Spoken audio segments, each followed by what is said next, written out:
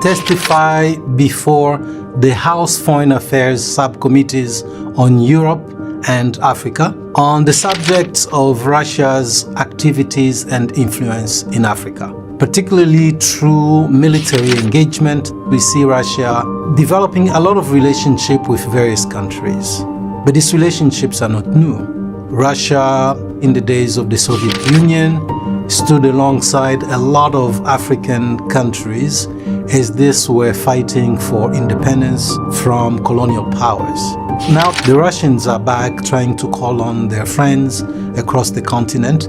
This, of course, puts an onus on the United States, especially when we consider the Ukraine war. We saw during the UN resolution vote, not all African countries voted the same way. Why did the countries in Africa not align themselves with the West or with the United States? This is because the US is not engaging Africans directly.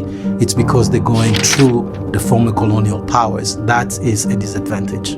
The House Foreign Affairs Committee should consider changing the way that the US approaches Africa. The US need to seek to understand Africa's views and respect their agency and their choices, and then use that to propose better deals to the Africans.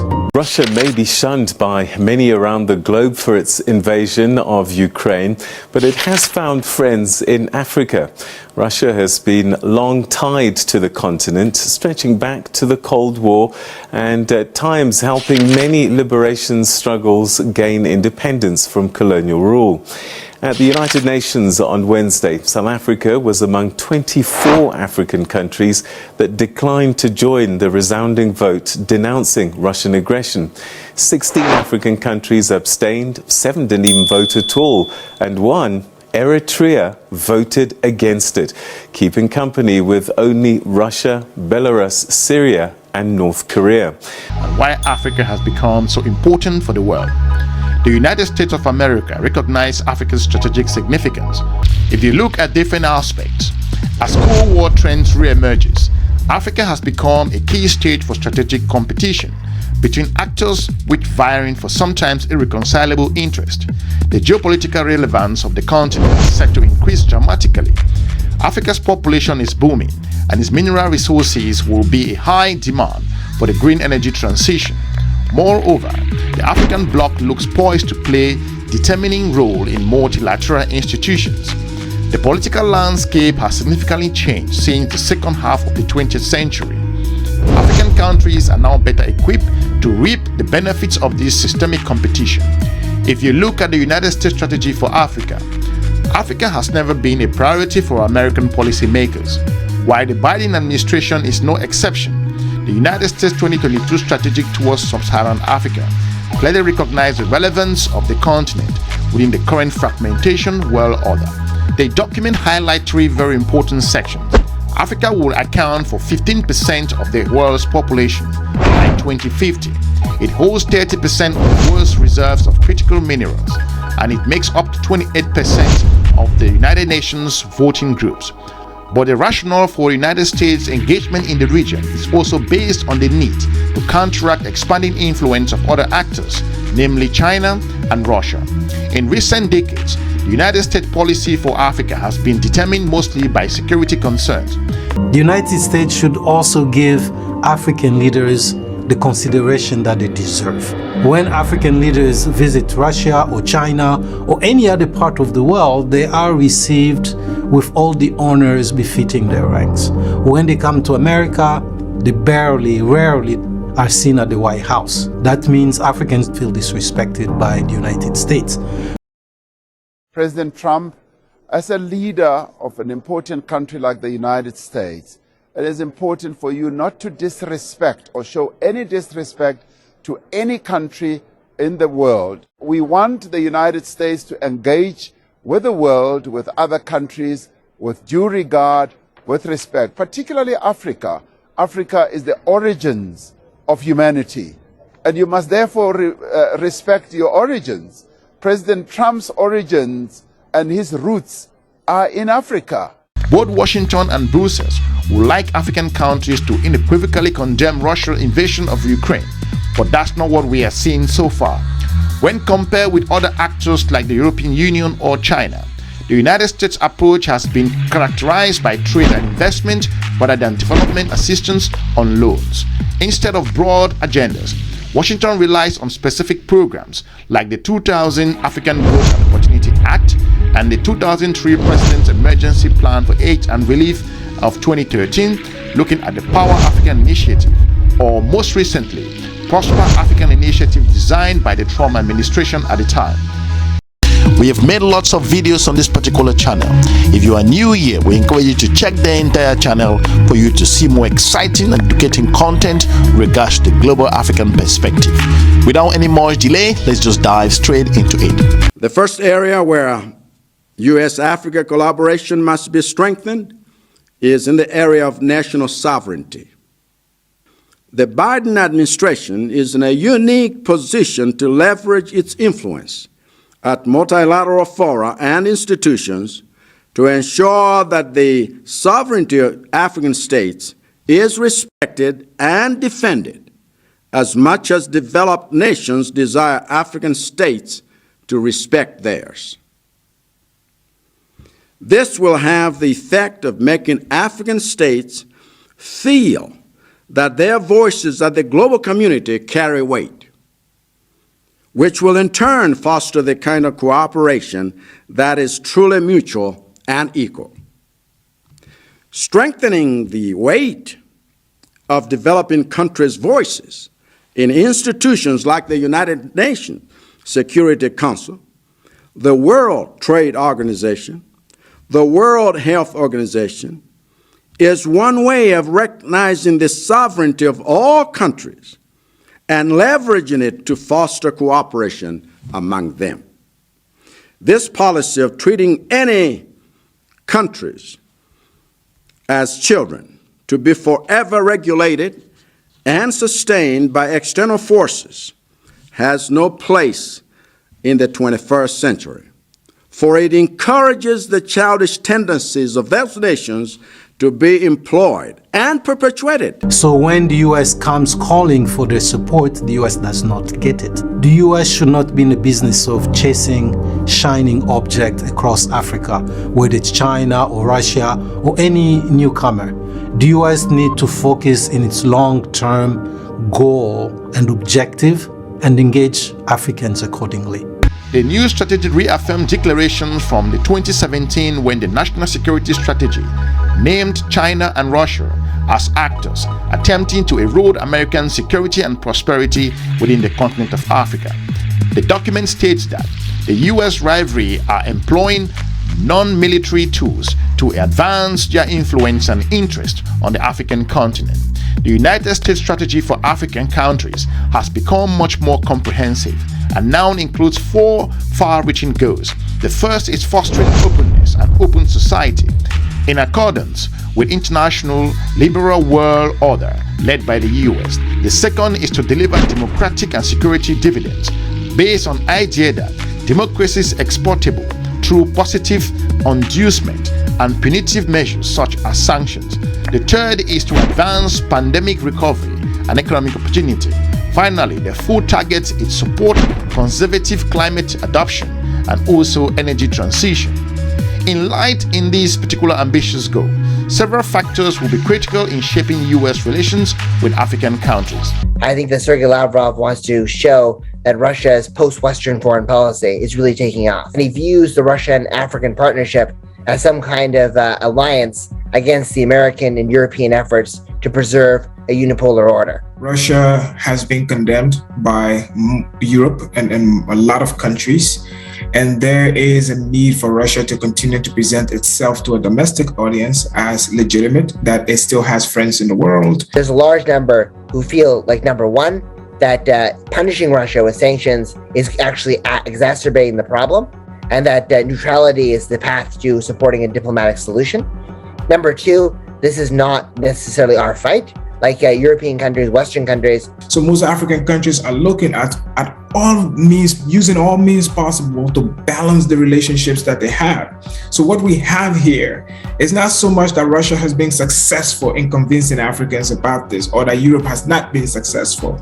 It's just that African countries weighing their interests are taking a rational decision based on that. And in this case, that decision means we're not going to antagonize the Russians. We're not going to condemn the Russians en masse. Much depends on the future of the African Growth and Opportunity Act, set to expire in 2025. Africa accounts for only 1% of US foreign trade. The European Union and China trade much more with the continent of Africa than any other continent. To compete with its rivalries and contribute to prosperity across the continent, the United States will have to design a more effective, consensual trade framework at a time of rising protectionism. Given that so many African countries face unsustainable debt levels, engagement with the region will also depend on the capacity of external factors. Financial institutions, but also key lenders like China, will play an important role through debt readjustments and forgiveness. Beijing could also attempt to turn this leverage into a competitive advantage, reducing American influence. The war in Ukraine is also expected to affect the United States' relationship with Africa in the short to medium term. Both Washington and Brussels would like African countries to unequivocally condemn Russia's invasion of Ukraine, but the recent backlash against Western presence on the continent suggests that such an alignment will be difficult to secure. Specifically, in Egypt, Russia is looking for closer relations with the Arab League via Egypt, and also to make sure the El Daban nuclear reactor and the Suez Canal Industrial Zone projects remain spinning. I think outside of Egypt, especially the countries south of the Sahara, their staples are not really, based on wheat. They have other things that they eat: maize, sorghum, cassava. But I think a lot of African countries depend on Russia and China for their weapons and weapon systems, and so that is an issue, and they would not want to burn those bridges. I think that Russia has been incrementally trying to expand its influence in Africa. They have been a reliable purveyor of arms to African countries, the leading seller ahead of China, France, and the United States. Moving ahead, if you look at the strategic competition and rivalry within the region, the competition for influence in Africa reflects the broader global context. While their interests may not always converge, the United States and European Union both want to maintain a Western-led liberal order. They will likely cooperate in some areas, like democracy and climate change, and competition in other areas like trade. China, in turn, could pose a threat to American interests and influence. In Africa, Beijing has mostly focused on economic cooperation by reducing Africa's infrastructural deficit, buying African commodities, and providing credit facilities. But its influence and goals go well beyond the economic sphere. Chinese leadership aims to change the international system from within. Besides joining Beijing's-led institutions like the Asian Infrastructural Development Bank, African countries are increasingly aligned with China's position on the international institutions like the United Nations. The US has long recognized that China's don't ask Russia. Russia, like China, competes with the United States and the European Union influence in Africa. Russia is not a newcomer there. There are many members of the continent's military and political elites were trained in the Soviet Union, but Moscow's new strategy has led its grand diplomatic jump into 2019 with the first Russian-African summit. North Africa especially has become an important strategic region for Moscow. Moscow sees the region, with borders like NATO's south flank, as a strategic location to destabilize the continent of Europe in different ways. The Western countries will likely find it difficult to give up to the rhetoric. The Kremlin's approach is mostly, though not exclusively, based on military cooperation. It is the main provider of military equipment to African countries, according to 44% of the continent's arms import, while Russia has traditionally maintained close relations with Algeria, Egypt, Sudan, and Zimbabwe. It's now expanding its influence into the Central African Republic, the Democratic Republic of the Congo, Mali, and Uganda. In some countries like Mali and Central African Republic, Moscow has used the Wagner Group as a proxy to secure its interest. Russian mining companies are also active in several countries in the region, including Angola, the Central African Republic, Guinea, Namibia, and also Zimbabwe. If you look at concluding this particular episode in regards to the strategic and geopolitical importance and the existing Cold War in the region of Africa, the forces challenging Western influence in Africa are nationalist and rejects the idea of a post-sovereign world order. Western actors tend to underestimate the potential appeal of the alternative models that China and Russia represent. It is no accident, for example, that those protesting France's presence in influence in Mali, Burkina Faso, or Democratic Republic of the Congo often carry Russian flags or photos of Vladimir Putin. The most likely scenario for the American strategy in Africa is one of fragmented influence. The approach will likely lead to engagement with more African countries, but many developments could compromise its success. Africa is not a priority for Washington, and the United States of America's hegemony is being challenged on multiple fronts. Polarization and the political crisis in the United States expected to deepen ahead of the 2024 presidential election, which hinder consensus on foreign policy. Moreover, the goals set by Washington and by the European Union are perceived by some being disconnected from the African needs and priorities. The West will likely find it difficult to live up to its rhetoric, and cooperation with authoritarian regimes across the continent is expected to continue. In parallel, China and Russia are also faced with critical challenges. In China, population decline and economic slowdown may lead to economic crisis with far-reaching consequences, both internationally and internally. Russia, in turn, may be forced to reduce its presence on the continent, including through proxy actors like the Wagner Group, while the demand for arms and security cooperations will remain. Russia's intervention in the Sahel is not expected to stabilize the region and may come to be perceived as a failure. African countries will claim their rights to remain neutral within this new Cold War logic, engaged with various players according to their specific interests and the interests of their people. I want to thank you for watching. Hopefully we've informed you with regards to the current Cold War particular issues happening in the continent of Africa and why major political partners are vying for geopolitical interest in the region. Why African countries also should pay attention with regards to things happening in their region. We want to thank you for watching. Let us know if you find this content more inspiring and informative, and why you think that these countries should not turn Africa to be a playground. We want to thank you for watching. We're looking forward to meeting you soon in our next episode. Have a good day. Bye-bye.